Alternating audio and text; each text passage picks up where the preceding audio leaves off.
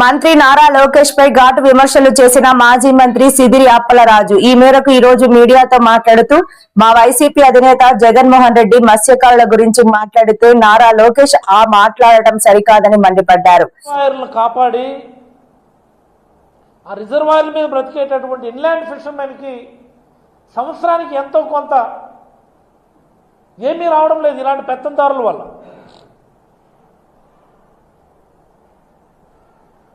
వాళ్ళకి ఎంతో కొంత లబ్ధి చేకూర్చాలని ఆ రోజు ఆలోచన చేయడం జరిగింది.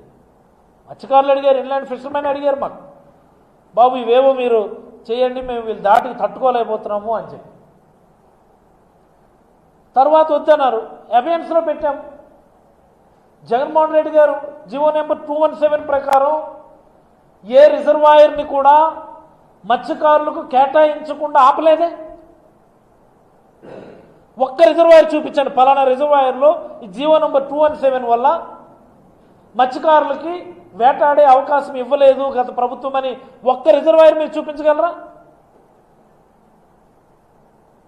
ఎవిడెన్స్లో పెట్టించింది నేనే.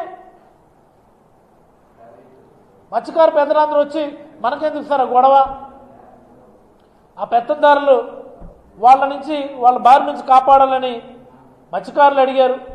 ఇప్పుడు వాళ్ళే వద్దంటున్నారు, ఆపేయండి అంటే ఆపేసాం. We never implemented GO number 217. Please note it down. Inland fishermen సోదరులు అందరూ కూడా తెలిసింది, తెలియని వాళ్ళు ఎవరు లేరు. మీలాంటి పెద్ద పెద్ద నాయకులు మా మీద బురద చల్లడానికి దాన్ని ఉపయోగించుకున్నారు తప్ప 217 జీవోని అయితే రాష్ట్ర వ్యాప్తంగా ఎక్కడా కూడా ఇంప్లిమెంట్ చేయలేదు. బై ఆర్డర్ అబియన్స్లో పెట్టండి అన్నటువంటి ఒక ఆర్డరే ఇచ్చామని ఈ సందర్భంగా నేనైతే కొల్లు రవీంద్ర గారికి తెలియజేయదలుచుకున్నాను. తెలుసుకోవాలి మీరు. అలాంటి మీరు జగన్మోహన్ రెడ్డి గారి కాయ కష్టం వల్ల, జగన్మోహన్ రెడ్డి గారి కష్టం వల్ల నిర్మాణం పూర్తి చేసుకున్నటువంటి ఒక హార్బర్ ప్రైవేట్ వ్యక్తులకు ఇచ్చేస్తుంటే మీరు వెళ్ళి ఒత్తాసు పలుకుతారా? ఇదే మత్స్యకార నాయకుడిగా మీరు చేసేది? ఈ రాష్ట్రంలో మత్స్యకారులు అందరూ అనుకుంటున్నారు నారా లోకేష్కి కొల్లు రవీంద్ర గారు బినామీ అని. ఇది నేనన్న మాట కాదండి. విజయవాడ వచ్చి ఓ 10 మంది మత్స్యకార నాయకులు పిలిచి మాట్లాడితే వాళ్ళందరూ చెప్పే మాట. మీరు బినామీగా మీరు ఆస్తులకో ఇంకో దానికో ఉండండి. మత్స్యకార హక్కుల్ని కూడా మీరు బినామీ కింద తాకట్టు పెట్టద్దని మీకైతే నేను హితవు పలుకుతా ఉన్నాను. మీరు బినామీగా ఆస్తుల ప్రకారం, అంతస్తుల ప్రకారం, ఇంకో దాని ప్రకారం ఉండండి. మా హక్కులను కూడా మీరు బినామీ కదని చెప్పి ఆయన దగ్గర తాకట్టు పెట్టదు. దయచేసి కొల్లు రవీంద్ర గారు ఇది నోట్ చేసుకోవాలి. ఏంటి అన్యాయం ఇది? నిర్మాణం పూర్తయినటువంటి హార్బర్ అది వర్చువల్గా జగన్మోహన్ రెడ్డి గారు ప్రారంభించారు మార్చి 12న. ఆగస్టులో మళ్ళీ ప్రధానమంత్రి గారు ప్రారంభించారు. అది అంటే ఏంటి? జూన్ 12 ఎప్పుడు మీ ప్రభుత్వం కొలువు తీరింది, ఆగస్టులో ప్రధానమంత్రి గారు ప్రారంభించారు. దాని మీనింగ్ ఏంటి? అంటే నిర్మాణం అంతా పూర్తి అయిపోయిందనే కదా దాని మీనింగ్. మీరు 2 నెలల్లో మీరేం కట్టలేరు కదా. 2 నెలల్లో మీరు కట్టేశారా ఆ బిల్డింగ్లు బొలేరోలన్నీ? 2 నెలల్లో మీరు బ్రేక్ వాటర్స్ కట్టారా? 2 నెలల్లో మీరు డ్రెడ్జింగ్ చేస్తారా? 2 నెలల్లో మీరు ల్యాండ్ ఎక్విజిషన్ చేస్తారా? ఏం మాట్లాడు నాకు అర్థమవుతుంది. కూటమి ప్రభుత్వం వచ్చిన తర్వాత జువ్వలతీరు నిర్మాణం ఊపందుకుందట. ఏంటి ఊపందుకునేది? శరవేగంగా నిర్మాణాలు సాగాయట. ఒక్క తట్టెడు మట్టి వేస్తారా మీరు? తట్టెడు మట్టి. ఒక్క సిమెంట్ బస్తా అక్కడ వేస్తారా మీరు? ఒక్క ఇటుకు వాడారా మీరు? ఎందుకు అలాంటి అబద్ధాలని మాట్లాడతారు?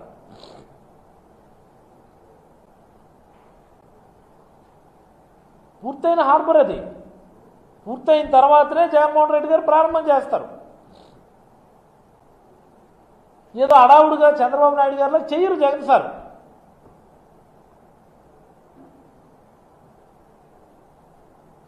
జూన్ 12న ముఖ్యమంత్రిగా ప్రమాణ స్వీకారం అయింది.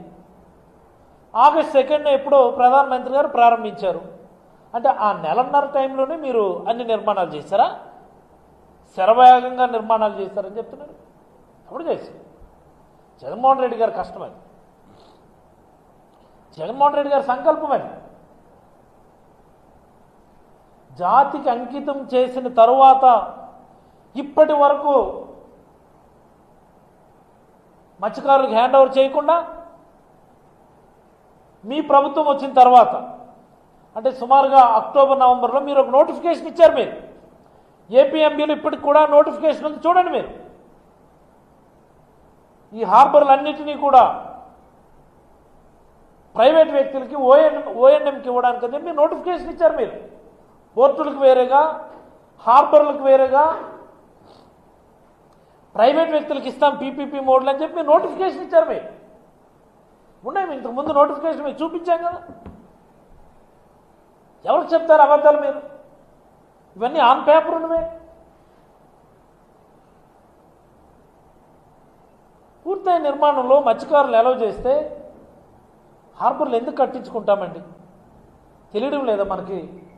గుజరాత్ వెళ్తే మనోళ్ళు, బొంబాయి వెళ్తే మనోళ్ళు ఉన్నారు, గోవా వెళ్తే మనోళ్ళు ఉన్నారు, మంగళూరు వెళ్తే మనోళ్ళు ఉన్నారు, చెన్నై వెళ్తే మనోళ్ళు ఉన్నారు, కొచ్చిన్ వెళ్తే మనోళ్ళు ఉన్నారు, శ్రీలంకలో చిక్కుపోతే మనోళ్ళు, పాకిస్తాన్లో చిక్కుపోతే మనోళ్ళు, బంగ్లాదేశ్లో చిక్కుపోతే మనోళ్ళు. ఎందుకు ఇంతమంది వలసలు వెళ్తున్నారు? ఎందుకు వెళ్తున్నారంటే ఇక్కడ డీప్ సీ ఫిషింగ్ చేయడానికి అనువైనటువంటి ఫెసిలిటీస్ లేవు కాబట్టి.